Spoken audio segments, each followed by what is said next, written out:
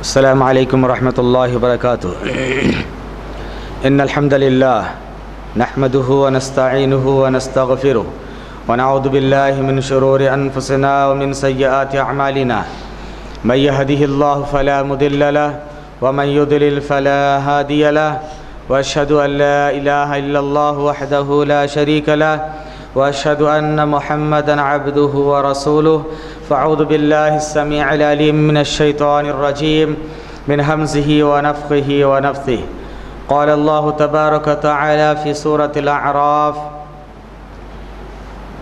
إن ربكم الله الذي خلق السماوات والأرض في 6 أيام ثم استوى على العرش يغشي الليل النهار يطلبه حثيثا والشمس والقمر والنجوم مسخرات بأمره ألا له الخلق والأمر تبارك الله رب العالمين۔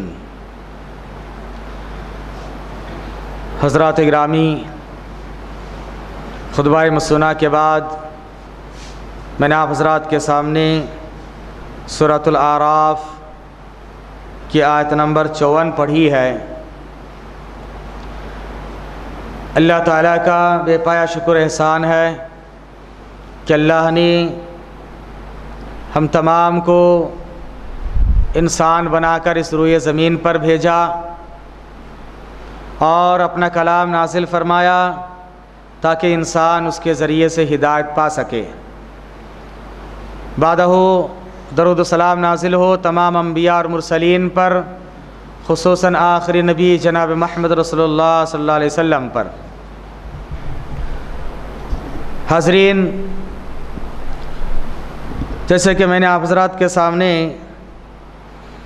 سورۃ الاعراف کی آیت نمبر 54 پڑھی ہے، جس میں اللہ تعالیٰ نے فرمایا یقیناً تمہارا پروردگار تو وہ ہے جس نے آسمانوں اور زمین کو پیدا کیا 6 دنوں میں، پھر عرش پر مستوی ہوا اور وہ رات کو دن سے ڈھانپتا ہے یا دن کو رات کے ذریعے سے، یطلبہ حثیثا، پھر بہت جلد ہی ایک دوسرے کو پا لیتا ہے۔ اور اسی طرح سے اللہ تعالیٰ نے سورج کو پیدا کیا، چاند کو پیدا کیا، ستاروں کو پیدا کیا، اس طور سے کہ یہ سب کے سب اللہ تعالیٰ کے حکم کے سامنے تابع ہیں۔ یاد رکھو الا لہ الخلق والامر، اللہ تعالیٰ نے اپنے تمام مخلوقات کا حوالہ دینے کے بعد آخر میں فرمایا یاد رکھو کہ اللہ کے لیے ہر طرح کی پیدائش ہے، اللہ کے لیے تخلیق ہے، خلق ہے، اور اللہ کا ہی حکم چلے گا۔ اللہ کے لیے ہر طرح کا حکم ہے، حاکمیت حکومت صرف اللہ کے لیے ہے۔ تبارک اللہ رب العالمین، اور وہ پروردگار جو بابرکت ہے اور جہانوں کا رب ہے، جہانوں کا رب اللہ تعالیٰ ہے۔ حضرات گرامی، گزشتہ درس میں آپ نے معلوم کیا کہ توحید کی اہمیت، اس کی فضیلت اور فوائد و ثمرات کیا کیا ہیں۔ اب آئیے آج ہم معلوم کرتے ہیں کہ توحید کی قسمیں کیا کیا ہیں۔ تو بلا کسی تمہید کے ہم موضوع پہ آ جاتے ہیں۔ توحید کی 3 قسمیں ہیں، اور یہ جو آیت میں نے آپ حضرات کے سامنے پڑھی، اللہ تعالیٰ نے اس آیت کو بہت ہی جامع آیت ہے، اللہ نے تمام طرح کی توحید کے اقسام کو تقریباً بیان کر دیا ہے۔ اور قرآن مجید کا سب سے پہلا سورہ اور اس کے سب سے پہلی آیت بسم اللہ کو چھوڑ کے الحمدللہ رب العالمین، اس میں بھی تقریباً توحید ربوبیت اور توحید الوہیت، اس کے بعد الرحمن الرحیم، توحید اسماء اور صفات، سب کو بیان کر دیا ہے، کیونکہ یہی اہم ہے کہ سب سے پہلا فرض اور پہلا واجب توحید ہے، اسی لیے اللہ تعالیٰ نے سب سے پہلے توحید کا بیان کیا۔ حضرات گرامی، توحید کی 3 قسمیں ہیں۔ ایک ہے توحید ربوبیت، پہلی توحید توحید ربوبیت، اور دوسری قسم ہے توحید الوہیت، جس کو توحید عبادت بھی کہا جاتا ہے۔ اور تیسری قسم ہے توحید اسماء اور صفات. اب انشاءاللہ تفصیل کے ساتھ ان اقسام کا جائزہ لیں گے. سب سے پہلی قسم ہے توحید ربوبیت، جس کو توحید ذات بھی کہا جاتا ہے. یعنی اللہ تعالیٰ کی ذات کے تعلق سے ہمیں اور آپ کو کیا ایمان اور عقیدہ ہونا چاہیے، اور ایک اللہ کے تعلق سے یکتائیت کے ساتھ توحید ربوبیت، یعنی اللہ تعالیٰ کو ہم اللہ کی ذات اور اللہ کے رب ہونے کے تعلق سے تین باتوں کا اقرار کریں. پہلی بات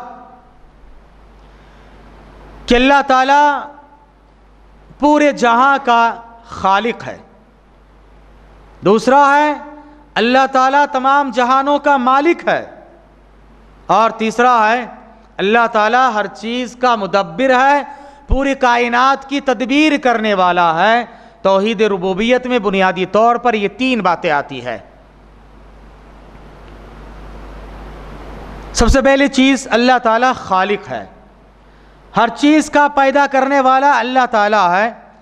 اللہ کے علاوہ کوئی پیدا کرنے والا نہیں ہے. سورۃ الانعام آیت نمبر 102 میں اللہ تعالیٰ نے فرمایا ذالکم اللہ ربکم لا الہ الا ھو خالق کل شیء فاعبدوہ وہو علی کل شیء وکیل. کہا کہ وہ تمہارا پروردگار، تمہارا رب اللہ تعالیٰ ہے جس کے علاوہ کوئی معبود برحق نہیں ہے، اور وہ ہر چیز کا پیدا کرنے والا. فاعبدوہ، تو تم اسی کی عبادت کرو، کیونکہ اللہ تعالیٰ ہر چیز کو دیکھنے والا ہے، ہر چیز پر اللہ تعالیٰ نگہبان ہے، ہر چیز کا اللہ تعالیٰ وکیل ہے. یہاں پر اللہ تعالیٰ نے خالق کل شیء کہہ کر یہ کہا کہ ہر چیز کا خالق اللہ تعالیٰ ہی ہے، لہٰذا تم فاعبدوہ، اسی کی عبادت و بندگی کرو. پتہ یہ چلا کہ اللہ تعالیٰ ہر چیز کا خالق ہے، اس کے علاوہ کوئی معبود برحق نہیں ہے.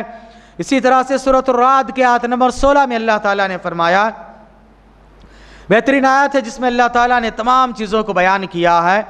کہا کہ قل من رب السماوات والارض، کہہ دیجیے اے نبی کہ آسمانوں اور زمین کا مالک کون ہے، رب کون ہے. تو یہ لوگ کہیں گے کہ آیا تو آپ خود کہہ دیجئے قل اللہ، کہ اللہ تعالیٰ ہی ہے. قل، پھر آپ کہہ دیجئے افاتخذتم من دونہ اولیاء، تو کیا تم جب اللہ تعالیٰ ہر چیز کا رب ہے تو اللہ تعالیٰ کو چھوڑ کے تم اولیاء بنا لیتے ہو.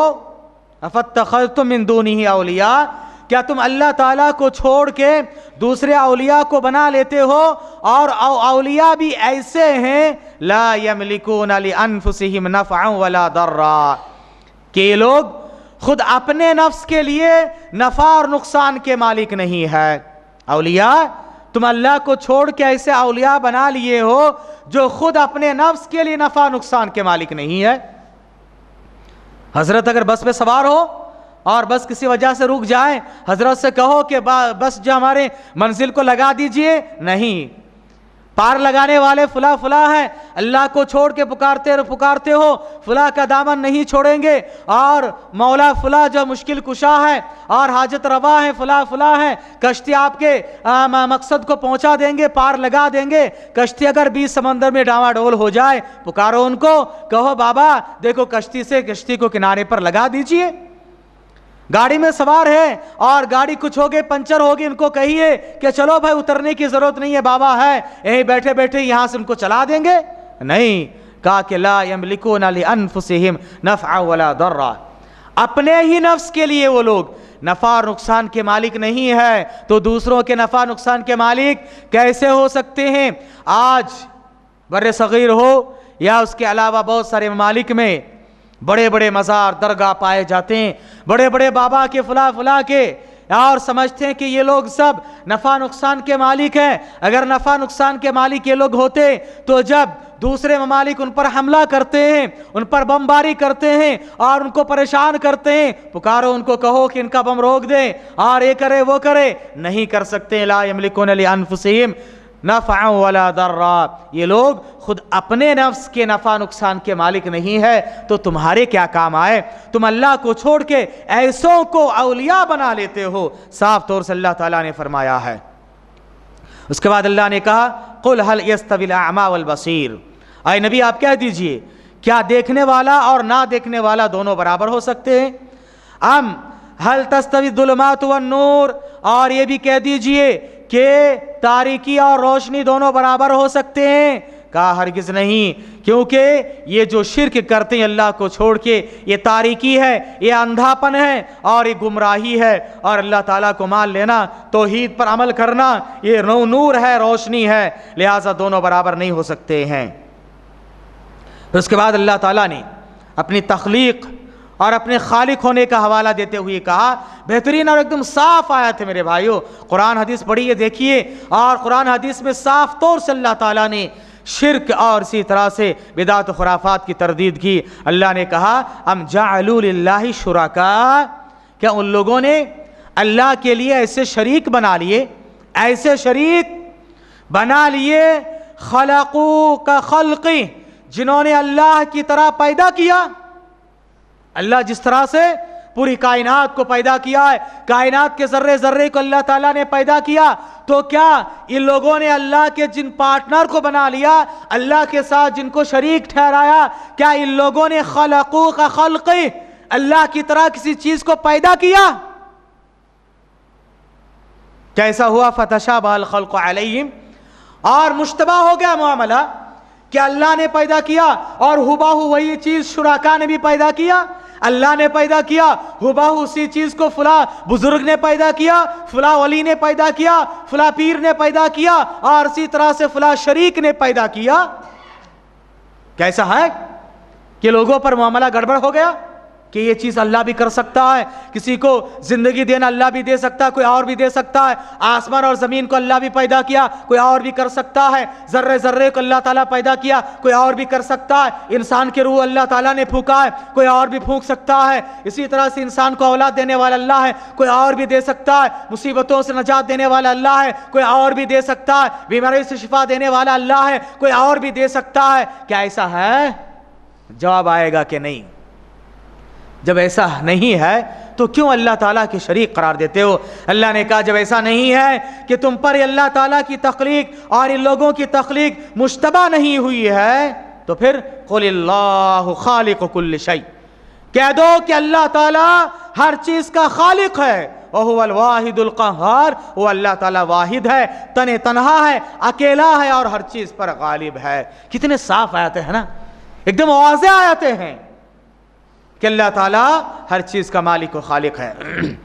اس کے بعد اللہ تعالیٰ نے سورۃ الحشر کی آیت نمبر 24 میں فرمایا هو اللہ الخالق الباری المصور له الاسماء الحسنى، بار بار آپ پڑھتے ہیں، جانتے سنتے بھی ہے کہ وہی اللہ جو خالق ہے، باری ہے، پیدا کرنے والا ہے، مصور ہے، صورت بنانے والا ہے، لہ الاسماء الحسنى، اس کے لیے بہترین اور عمدہ نام ہے، اور آسمان اور زمین میں جو کچھ ہے سب اللہ تعالیٰ کی تسبیح بیان کرتے ہیں۔ وهو العزیز الحکیم، اللہ تعالیٰ غالب اور حکمت والا ہے۔ سورہ واقعہ کی آیت نمبر 59 میں اللہ تعالیٰ نے فرمایا اَأَنْتُمْ تَخْلُقُونَهُ أَمْ نَحْنُ الْخَالِقُونَ، کیا یہ جن کو تم دیکھ رہے ہو ان سب کو تم نے پیدا کیا یا میں نے پیدا کیا ہے؟ ایسی بات جب اللہ نے پیدا کیا، اللہ ہر چیز کا خالق ہے، اس کے دلائل میں نے آپ کو دے دیے ہیں۔ توحید ربوبیت میں ایک اور چیز آتی ہے، اللہ تعالیٰ کے سلسلے میں یہ تصور کیا جائے کہ اللہ تعالیٰ ہر چیز کا مالک ہے، خالق بھی ہے اور اللہ تعالیٰ ہر چیز کا مالک بھی ہے۔ سورہ یونس آیت نمبر 31 میں اللہ تعالیٰ نے فرمایا قل، اے نبی آپ کہہ دیجئے میں یرزقکم من السماء والارض، آسمان اور زمین سے رزق تم کو کون دیتا ہے؟ امن یملک السمع والابصار، کون ہے جو تمہارے کان اور تمہارے آنکھوں کا مالک ہے؟ اللہ تعالیٰ بہرا کسی کو کر دے، پوری دنیا کی طاقت مل کر اس کو سنا نہیں سکتی ہے۔ اللہ تعالیٰ کسی کو پیدائشی طور پر اندھا کر دے، پوری دنیا کی طاقت مل کر اس کو دکھا نہیں سکتی ہے۔ کہا کہ کون ہے تمہارے آنکھوں اور کان کے مالک؟ وَمَن يَخْرُجُ الْحَيَّ مِنَ الْمَيِّتِ، اور کون ہے جو जिंदा को निकालता है मुर्दे से, व युखरिजुल मय्यता मिनल हय्य, और इसी तरह से मुर्दे को जिंदा से निकालता है। व मै युदब्बिरुल अमरा, और कौन पूरी कायनात का निज़ाम चलाता है, पूरी कायनात का सिस्टम चलाता है। फसयक़ूलून अल्लाह, तो ये कुफ़ार मुशरिकीन कहेंगे कि अल्लाह। देखो उन कुफ़ार मुशरिकीन का यह अकीदा था कि अल्लाह ताला इन चीज़ों का रब है, खालिक व मालिक है, फिर भी अल्लाह ताला ने उनको कहा कि वो काफिर है, मुशरिक है, क्योंकि वो तौहीद उलूहियत का इकरार नहीं करते थे। आगे बात इंशाअल्लाह आएगी। उसके बाद अल्लाह ने कहा फ़कुल अफला तत्तकून, आप कह दीजिए कि तुम लोग अल्लाह ताला से डरते नहीं हो। जब ये सब कुछ अल्लाह ताला ही करता है तो इबादत का मुस्तहिक भी अल्लाह ताला ही होना चाहिए।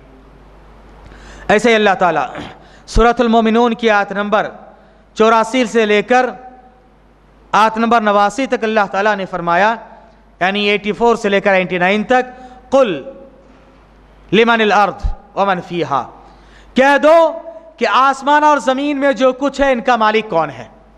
अल्लाह ताला मालिक है ना, उसकी दलील है। कहो कि आसमान और जमीन में जो कुछ है इनका मालिक कौन है, इन कुंतुम तालमून, अगर तुम जानते हो। सयक़ूलून लिल्लाह, तो ये कुफ़ार मुशरिकीन कहेंगे कि अल्लाह ताला हर चीज़ का मालिक है। आप कह दीजिए फ़कुल अफला तदक्करून, तो तुम लोग नसीहत हासिल नहीं करते हो। यानी जब हर चीज़ का मालिक अल्लाह ताला है तो इबादत भी अल्लाह की होनी चाहिए। फिर कहो कुल मन रब्बुस समावाति सबअ व रब्बुल अर्शिल अज़ीम, कौन है जो सातों आसमान का मालिक है और अर्श अज़ीम का मालिक है। सयक़ूलून लिल्लाह, तो कहेंगे ये सब चीज अल्लाह की है, अल्लाह ही मालिक है। कुल अफला तत्तकून, तो तुम तक़वा और परहेज़गारी की जिंदगी इख्तियार नहीं करते हो।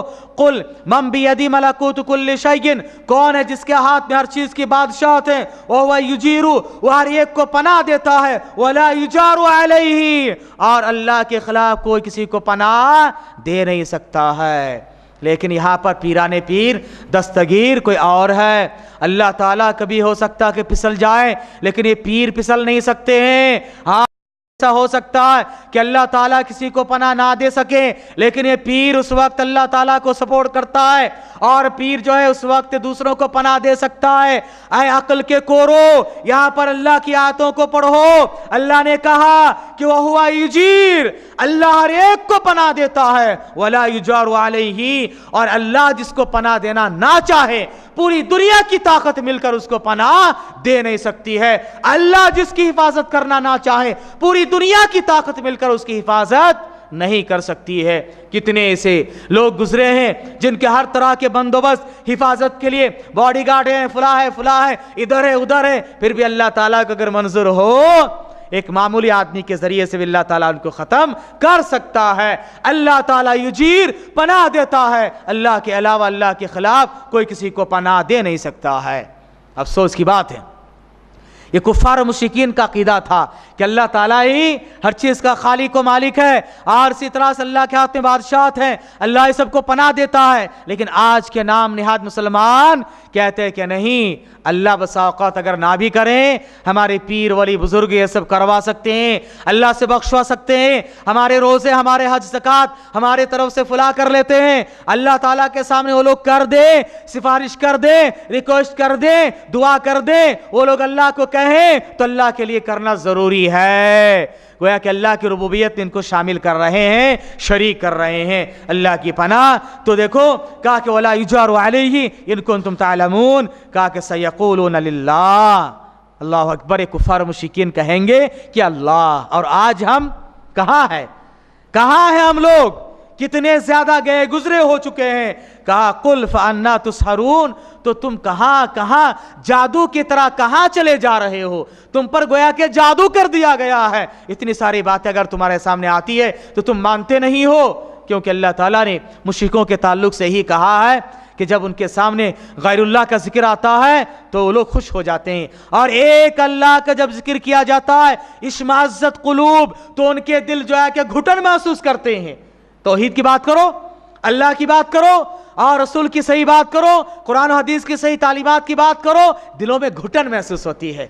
खुशी उनको नहीं होती है। वही अगर शिर्क की बात करो, बिदात व खुराफात की बात करो, इदाहुम यस्तबशिरून, खुश हो जाते हैं, नारे तकबीर के नारे लगते हैं, फला फला होते हैं। कहा कि ये मुशरिकीन शिर्क करने वालों का शेवा होता है। इसी तरह से अल्लाह ताला के तौहीद रुबूबियत के ताल्लुक से, अल्लाह के रब होने के ताल्लुक से तीसरी बात जिसकी गवाही देनी है, जो यकीन रखना है, वो ये कि अल्लाह ताला हर चीज़ का मुदब्बिर है। मुदब्बिर का मतलब होता है कि अल्लाह ताला हर चीज़ और पूरी कायनात का निज़ाम चलाने वाला है। कायनात के निज़ाम चलाने में कोई दूसरा शरीक नहीं है। अल्लाह ताला सूरज को जब तुलू करना चाहता है, पूरी दुनिया की ताकत मिलकर उसको रोक नहीं सकती है। अगर कोई बंदा ये अगर तसव्वुर और अकीदा रखे कि नहीं फला है, अगर अल्लाह को कहे कि अल्लाह थोड़ी देर रुक जा, तो रुक जाएगा अल्लाह ताला। तो गोया कि अल्लाह की तदबीर में तुमने दूसरों को शरीक कर दिया है, ये गलत बात है। अल्लाह ताला पूरी कायनात के निज़ाम और सिस्टम तने तनहा चलाता है, जैसे चाहे अल्लाह की मर्जी वैसे चलाता है। अल्लाह ताला किसी और की मर्जी के ताबे नहीं है। अल्लाह ताला अपनी मर्जी के बादशाह है। फ़अआलुल लिमा युरीद, अल्लाह ताला वही करता जो चाहता है। चुनांचे सूरह यूनुस की आयत नंबर 31 अभी आपने समाअत फरमाई, जिसमें अल्लाह ताला ने फरमाया कि वमा युदब्बिरुल अम्र, कौन मामलात की तदबीर करता है, तो जाहिर सी बात जवाब यही आएगा कि अल्लाह। इसी तरह से सूरह सजदा की आयत नंबर 5 में अल्लाह ने फरमाया युदब्बिरुल अम्र मिनस समाई इलल अर्द, आसमान और ज़मीन से लेकर हर चीज़ की तदबीर अल्लाह ताला करता है। ऐसे सूरह यूनुस की आयत नंबर 3 में अल्लाह ने फरमाया इन्ना रब्बकुमुल्लाहु अल्लज़ी खलक़स समावाति वल अर्द, तुम्हारा परवरदिगार तो वह है जिसने आसमान और ज़मीन को पैदा किया, और ये पैदा अल्लाह ताला ने 6 दिनों में किया। थुम्मा इस्तवा अलल अर्श, उसके बाद अल्लाह ताला अर्श पर मुस्तवी हुआ। युदब्बिरुल अम्र, अल्लाह ताला पूरे मामलात की तदबीर करता है। मा मिन शफी इल्ला मिन बाद इज़्नी, और अल्लाह ताला के यहाँ कोई सिफारिशी नहीं है मगर अल्लाह की इजाज़त। अल्लाह जिसको इजाज़त दे वही अल्लाह के पास सिफारिश कर सकता है, और अगर अल्लाह इजाज़त ना दे तो कोई भी अल्लाह के पास सिफारिश नहीं कर सकता है। कहा कि ज़ालिकुमुल्लाहु रब्बुकुम, यही तुम्हारा परवरदिगार है, फ़अबुदूहु, उसी की इबादत व बंदगी करो। अफला तदक्करून, क्या तुम लोग नसीहत हासिल नहीं करते हो। हज़रत गिरामी, तौहीद रुबूबियत का दूसरा नाम तौहीद ज़ात भी है, यानी अल्लाह की ज़ात के ताल्लुक से हमारा ये अकीदा और ये ईमान हो कि अल्लाह ताला बेमिसाल है, अल्लाह के जैसा कोई नहीं है। अल्लाह ताला, अल्लाह की ना औलाद है ना वालिदैन है। अल्लाह ताला ने सूरह इखलास में फरमा दिया कुल हुवल्लाहु अहद, कह दीजिए कि अल्लाह एक है। अल्लाहु समद, अल्लाह बेनियाज है। लाम यलिद, अल्लाह ने किसी को जन्म नहीं दिया। वलम यूलद, और ना अल्लाह ताला को किसी ने जन्म दिया है। वलम यकुल लहु कुफुवन अहद, और अल्लाह ताला के बराबर कोई नहीं है। तो गोया कि पूरे तौहीद ज़ात को अल्लाह ताला ने सूरह इखलास में बयान कर दिया है। अल्लाह के ज़ात के बारे में हमारा ये भी अकीदा हो कि अल्लाह ताला की ज़ात अव्वल से है और अज़ल तक रहे और अबद तक रहेगी। अल्लाह की ज़ात शुरू से है, और कब से है? कहा कि अल्लाह ताला शुरू से है, लेकिन कब से वो किसी को पता नहीं है। यानी अल्लाह ताला शुरू से, किसी चीज़ के स्टार्ट होने के लिए उसकी स्टार्टिंग होती है, लेकिन अल्लाह ताला की स्टार्टिंग नहीं है। अल्लाह अव्वल है बिला बिदाया, वहुवल अव्वल बिला बिदाया। अल्लाह ताला अव्वल है, लेकिन अल्लाह ताला की इब्तिदा नहीं है। ऐसे ही अल्लाह ताला आखिर है, आखिर वक्त तक अल्लाह ताला रहेगा, और जो आखिर वक्त को पहुंच जाए उसकी इंतहा, उसका इख्तिताम हो जाता है। लेकिन अल्लाह के लिए इस तरह का कयास नहीं किया जाएगा। अल्लाह ताला आखिर है बिला निहाया, अव्वलु बिला बिदाया और आखिरु बिला निहाया। यह अकीदा हमारा होना चाहिए, क्योंकि अल्लाह ताला के बारे में अल्लाह ने सूरह हदीद की आयत नंबर 3 में फरमाया हुवल अव्वलु वल आखिरु वज़्ज़ाहिरु वल बातिनु व हुवा बिकुल्लि शैइन अलीम। अल्लाह ताला अव्वल है, आखिर है, अल्लाह ताला ज़ाहिर है और अल्लाह ताला बातिन है। वह हुवा बिकुल्लि शैइन अलीम, और अल्लाह ताला हर चीज़ को जानने वाला है। हज़रात गिरामी, यहाँ पर रुक कर हम थोड़ी सी वज़ाहत के साथ बात मालूम करें, और ये बात ज़िम्नन याद रखें कि कुरान और हदीस को हम वैसे ही समझें जैसे हमारे सहाबा इकराम ने हमको समझाया है और सहाबा को अल्लाह के रसूल ने समझाया है।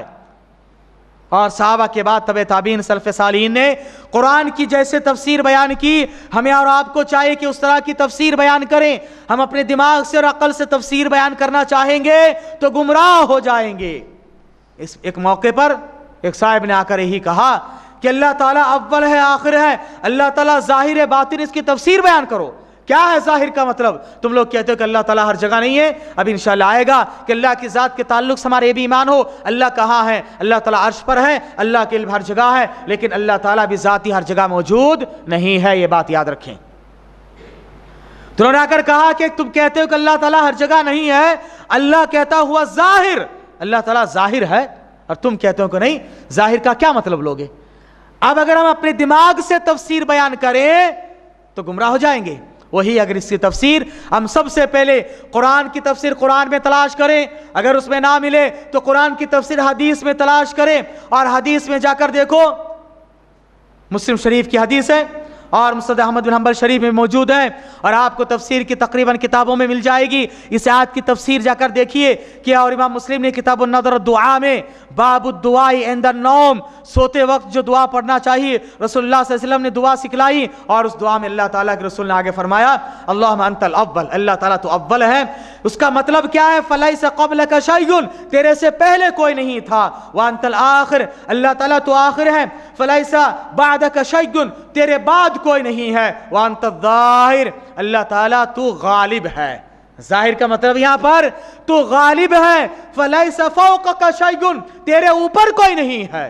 عربی زبان میں ظاہر کا معنی دو تین اس کے معنی ہوتے ہیں۔ صلہ کے معنی کے صلہ بدلنے سے، جس طرح سے انگلش میں پریپوزیشن بدلنے سے معنی بدل جاتا ہے، ٹیک کے معنی لینا، وہی اگر ٹیک آف ہو جائے تو اڑنا، اب دیکھیے آف لگانے سے معنی بدل گیا۔ ایسے ہی عربی زبان میں صلہ کا استعمال حروف جارہ میں سے لام ہے، الہ ہے، علا ہے، اس کے استعمال سے معنی بدلتا ہے۔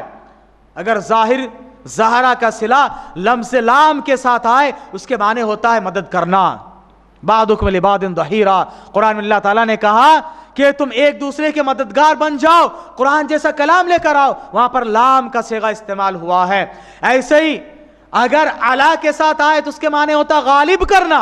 اللہ نے کہا لِیُظْہِرَهُ عَلَى الدِّینِ کُلِّهِ، اللہ نے اس دین حق کے ساتھ اپنے رسول کو بھیجا، لِیُظْہِرَهُ عَلَى الدِّینِ کُلِّهِ، تمام ادیان پر غالب کر دے۔ تو ظہر کے معنی ہوا غالب ہونا، اور ظہر اگر بغیر صلے کے ساتھ استعمال ہو اس کے معنی ہوتا ظاہر ہونا، لیکن یہاں صلے کے ساتھ استعمال کو ماننا پڑے گا، کیونکہ اللہ کے رسول نے اس کی تعلیم ہم کو دی، کہا انت الظاہر، اللہ تعالیٰ تو ظاہر ہے، فلیس فوقک شیء، تیرے اوپر کوئی نہیں ہے، اور انت الباطن فلیس دونک شیء، اور تو ایسا باطن ہے کہ تیرے جیسا پوشیدہ کوئی اور نہیں ہے۔ اب یہ سلف کا طریقہ، قرآن و حدیث کو ایسے سمجھنا ہے۔ ہم اپنے دماغ سے سمجھنا جائیں گے تو ظاہر سی بات گمراہ ہو جائیں گے۔ اسی لیے قرآن و حدیث کو الکتاب و سنت و فہمہما علی منہج السلف الصالح، کتاب و سنت کو منہج سلف صالح پر سمجھنا چاہیے، تبھی جا کر آپ صحیح نتیجے پر پہنچیں گے، ورنہ آپ لازمی معنی میں گمراہ ہوں گے۔ اللہ تعالیٰ ہر چیز کا خالق و مالک اور مدبر ہے۔ توحید ذات کے تعلق سے آخری بات جس کا یقین ہمیں اور آپ کو ہونا چاہیے وہ یہ ہے کہ اللہ تعالیٰ کی ذات کے بارے میں یہ عقیدہ ہو کہ اللہ تعالیٰ اپنی ذات کے ساتھ آسمان کے اوپر عرش پر مستوی ہے، عرش پر مستوی ہے، اور عرش پر مستوی ہونے کے لیے بے شمار دلائل آپ کو مل جائیں گے۔ اور عرش کی حقیقت کیا ہے وہ بھی میں نے اس سے پہلے درس میں بیان کیا ہوں کہ اللہ تعالیٰ کا عرش سب سے بڑی مخلوق ہے، کیونکہ امام ابن جریر طبری رحمۃ اللہ علیہ نے اپنی تفسیر ابن جریر میں آیت الکرسی کے تفسیر بیان کرتے ہوئے ایک حدیث نقل کرتے ہیں۔ اس حدیث کو امام بحقی نے بھی روایت کیا ہے، اور تمام طرق کو جمع کرنے کے بعد حدیث صحیح ہو جاتی ہے۔ رسول اللہ صلی اللہ علیہ وسلم نے فرمایا ساتوں آسمان اور زمین اللہ کی کرسی کے سامنے ایک انگوٹھی کی طرح جس کو چٹیل میدان میں ڈال دیا گیا ہو، اور تو سوچئے کہ اللہ تعالیٰ کی کرسی کتنی بڑی ہوگی۔ کہا کہ اللہ کا عرش کے سامنے اللہ کی کرسی گویا کہ ایک انگوٹھی کے برابر ہے۔ سبحان اللہ، اللہ کا عرش کس قدر بڑا ہوگا، اسی لیے عرش عظیم اس کو کہا جاتا ہے، اور اس عرش کا مالک کتنا بڑا عظیم ہوگا۔ اس عرش پر اللہ تعالیٰ مستوی ہے، اور اللہ تعالیٰ نے اس کے بارے میں کئی جگہ پر بیان کیا۔ سورہ سجدہ کی آیت نمبر 4 میں اللہ تعالیٰ نے بیان کیا کہ اللہ الذی خلق السماوات والارض وما بینہما فی 6 ایام ثم استوى علی العرش، اس کے بعد اللہ تعالیٰ عرش پر مستوی ہوا۔ سورۃ الاعراف کی آیت نمبر 54 میں بھی اللہ تعالیٰ نے بیان کیا، جس آیت کو میں نے شروع میں پڑھی اس خطبہ میں سنا کے بعد، اور بخاری میں ہے کتاب الدعوات باب الدعاء نصف اللیل، آدھی رات میں دعا کے تعلق سے کیا اللہ تبارک تعالیٰ ہر رات آخری پہر میں، رات کے آخری پہر میں اتر کے آتا ہے۔ اتر کے آنے اس بات کی دلیل ہے کہ اللہ تعالیٰ عرش پر ہے۔ کیسے اتر کے آتا ہے ہم کو پتا نہیں ہے، اللہ تعالیٰ عرش پر کیسے ہے اس کی کوئی مثال نہیں ہے، کوئی مشابہت نہیں، کیسے ہے وہ پتا نہیں ہے۔ دنیا کے لوگوں کی طرح میں جیسے بیٹھا ہوں ایسا بیٹھا ہے، میں جیسے اتر کے آتا ہوں ایسا آتا نہیں۔ اللہ کے لیے فلا تضربوا للہ الامثال، اللہ کے لیے مثالیں بیان نہ کرو، اللہ کے لیے سب سے بڑی اور سب سے اعلیٰ مثال ہے۔ پھر اس کے بعد معراج کی رات رسول اللہ صلی اللہ علیہ وسلم کو اوپر لے جایا گیا کیا نہیں؟ معراج کی رات اللہ کے رسول کو اوپر لے جایا گیا، اس بات کی دلیل ہے اگر اللہ تعالیٰ ہر جگہ ہوتے تو اللہ کے رسول کو معراج کی رات اوپر لے جانے کی کیا ضرورت تھی؟